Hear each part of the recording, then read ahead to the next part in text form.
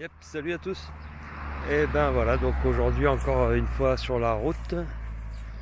Encore une fois sur la route donc, et toujours à la recherche de pierres ou de mégalithes. Et donc ici, on est près de Laconne. Et en fait sur le chemin, c'est des statues menhirs que l'on trouve. Et donc voilà, je vais vous montrer ça de suite. Voilà donc une première statue menhir. Et il s'agit de la statue menhir de Belmont. Donc voilà. Donc c'est un menhir gravé. Hein.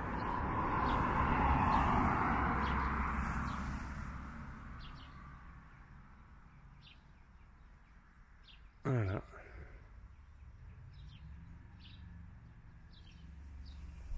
Donc on va regarder dans le dos.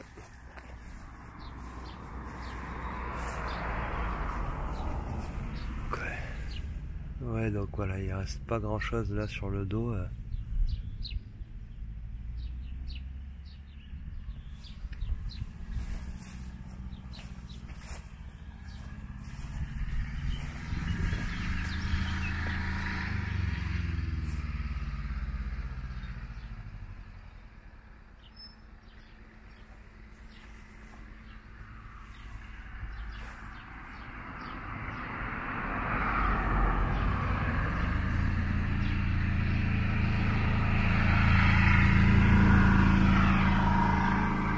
Donc voilà pour cette première statue menhir. Et puis en fait, il y en a une autre à 2 km environ. Donc on va faire un petit arrêt aussi. Regardez ça. Et donc nous voilà sur le deuxième menhir gravé. Et il est un peu à l'ombre, je sais pas si on remarque bien les dessins.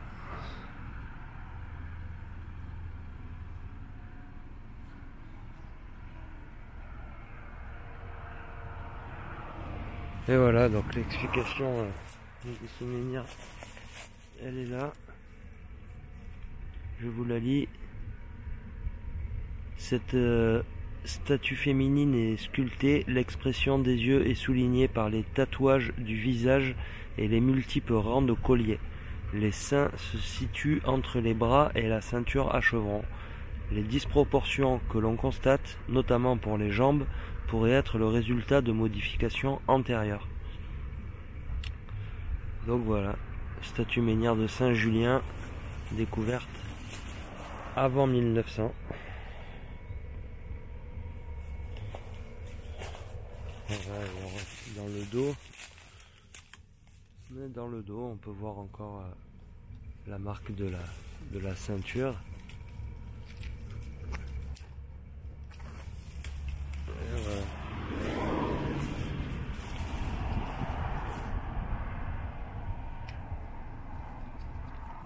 Et voilà, donc juste deux petites statues menhirs. On va voir si sur la route du retour je fais un autre stop, si je trouve autre chose. Allez, salut. Bon, voilà, donc toujours la même heure que midi. C'est-à-dire on est à la suite des statues menhirs. Et alors là, voilà ce que... Je savais que j'allais passer par la cavalerie. Donc la cavalerie, c'est vers Millau. Dans le village de la cavalerie, il y a un château, une cité médiévale, des Templiers. Et puis voilà, je savais qu'il y avait un dolmen. Waouh! Ah ben chouette! Un beau dolmen. Et gros, je m'attendais pas à un... Ah, je m'attendais pas à un dolmen gros comme ça là. C'est chouette. Voilà, parfois on est déçu, parfois on a des belles surprises.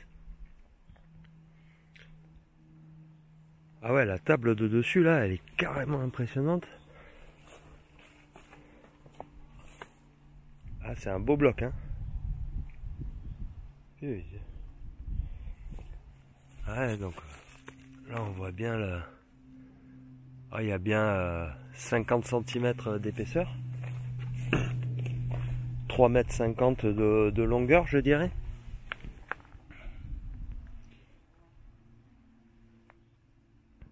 Ah ouais, les dalles là et tout. Ah, joli. Joli, joli.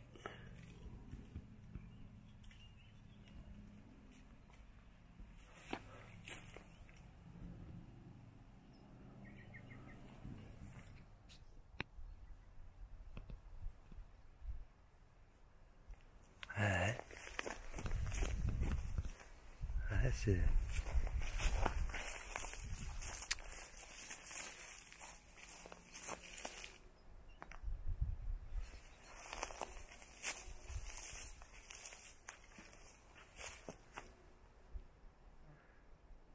chouette. Beau petit endroit. Et donc, en fait, on voit là que le dolmen il est entouré d'une base en pierre là, je sais pas donc si c'était un tumulus, mais c'est fort possible que tout ça a été recouvert d'un tumulus. Donc là on voit là le mur qui fait le tour là au sol.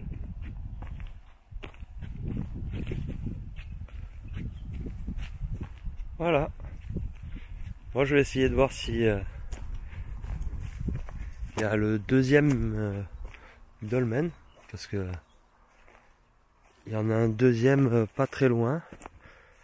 Enfin pas très loin, moi je me souviens de ma carte Google Earth. Et j'en ai deux qui sont quasi côte à côte. Mais c'est à l'échelle de Google Earth, donc en fait je sais pas bien. Et là donc il n'y a pas de panneau hein, pour l'indication du dolmen. Aucun panneau. Juste par contre il est bien indiqué sur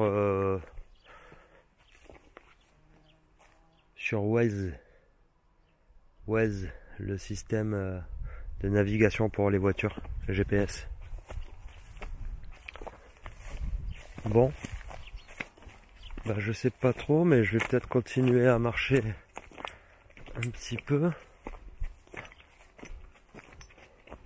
toute façon, je suis sur un sentier qui a l'air balisé, donc et c'est grillagé à droite et à gauche. Bon, ici on n'est pas loin non plus des terrains militaires du Larzac. Si j'entends tirer, je me coucherai par terre. Non, bon, alors je vois ce chemin qui monte. Je sais pas, je vais essayer d'y aller.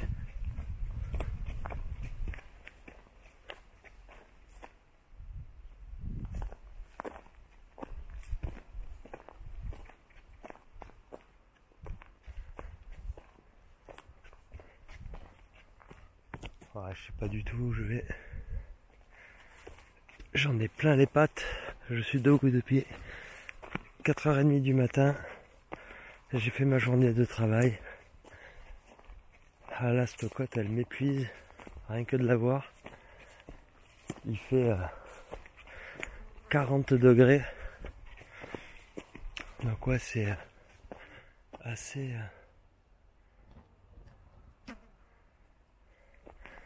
dur. J'ai encore ma chemise sur le dos. Bon. Voilà, ça c'est toujours très dommage que les dolmens soient pas mieux indiqués. C'est vraiment dommage, moi je comprends pas d'ailleurs. Bon, c'est normal hein, en tant que passionné. On aimerait que tout ça soit mis en valeur, mais au-delà de ça, ouais, je trouve que ce sont quand même des monuments importants.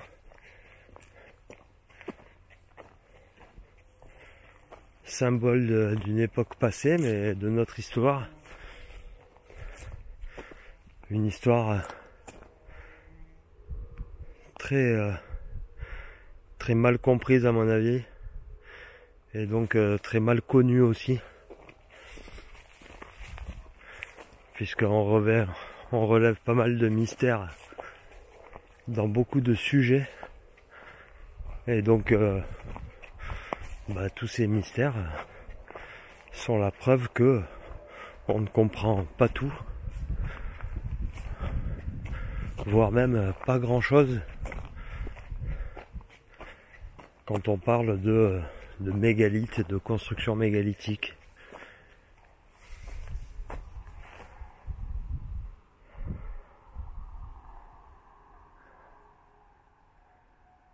Enfin voilà. Donc bon moi je vais pas, je sais pas si je continue, ce sera vraiment une pure chance, un pur hasard de tomber sur le menhir là, comme ça, ou le dolmen pardon.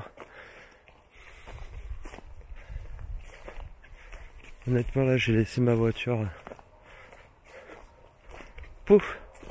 Ah je vais pas y aller. C'est joli tous ces chemins là. Voilà, hein, c'est des vieux chemins. Regardez ces murs encore. De quand datent tous ces murs? Voilà.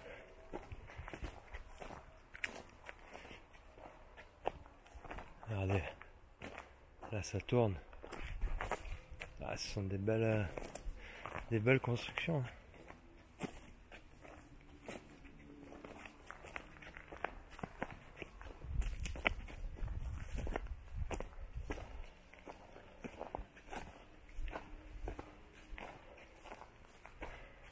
Bon allez. Bon donc aujourd'hui on va s'arrêter là pour les visites. Je vais aller filmer un petit peu les remparts de la cavalerie, de la cité dont je vous parlais tout à l'heure, de la forteresse. Et puis on se quittera donc sur ces images des remparts. J'irai visiter l'intérieur de la cité un autre jour là. Là je suis un peu fin de journée pour moi. Donc on verra ça une prochaine fois. Il y a plein de choses à voir ici dans le coin. Je veux aussi aller voir la cité de la Couvertoirade.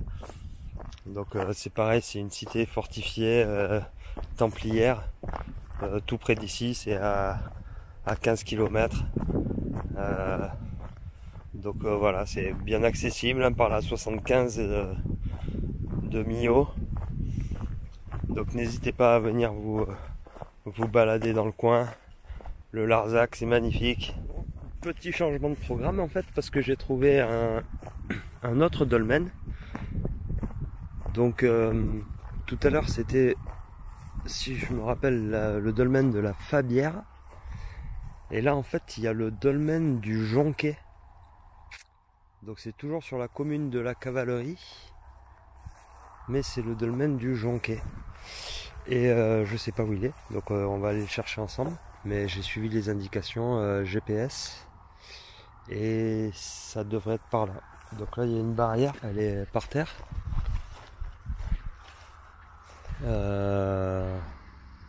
J'ai horreur de ça. Rentrer dans des endroits pas balisés ou pas marqués. Puis le dolmen je le vois pas du tout.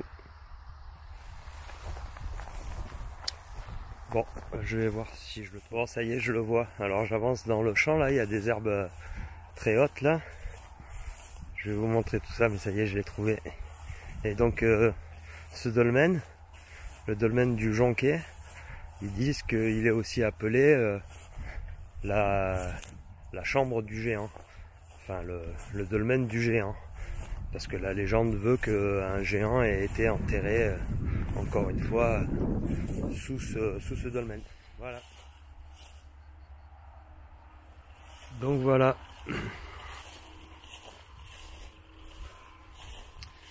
Il est là.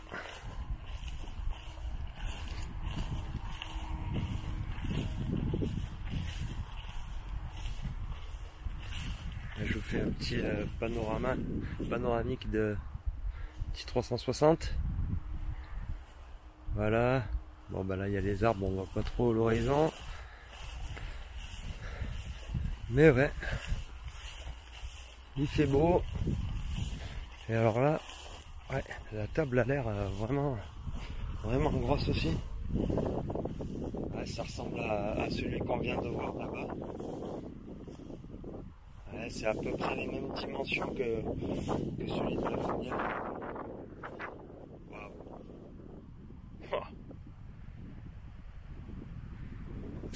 Ah, je sais pas, je vais essayer juste de me prendre pour voir un petit peu l'échelle. Mais voilà quoi.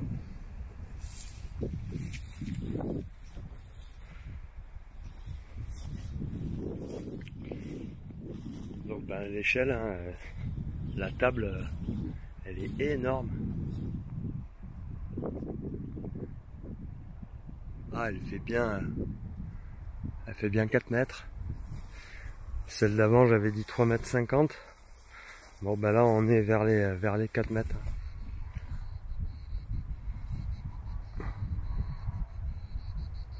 Elle est plus large que l'autre. Elle est beaucoup plus large. Elle fait bien 1 mètre de plus de largeur.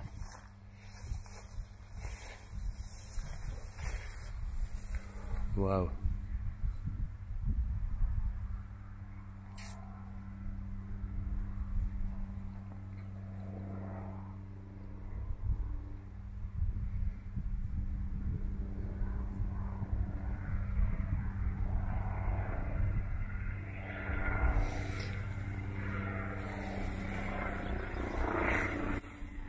Et ouais, donc là encore, ben c'est là aussi hein, on voit les traces du tumulus qui devait entourer,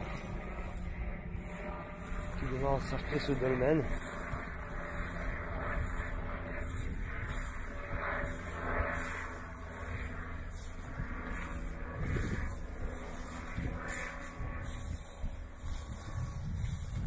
Mais ça je le suppose, hein, j'ai lu ça nulle part qu'il y avait un tumulus qui recouvrait la structure, mais voilà. Il est vraiment grand, hein. C'est un des plus gros dolmens que j'ai vu. À part bon, l'allée couverte de Saint-Eugène. Enfin voilà, vous pourrez voir ça sur mes vidéos, j'en ai vu d'autres, mais celui-là il est vraiment... la table m'impressionne quoi.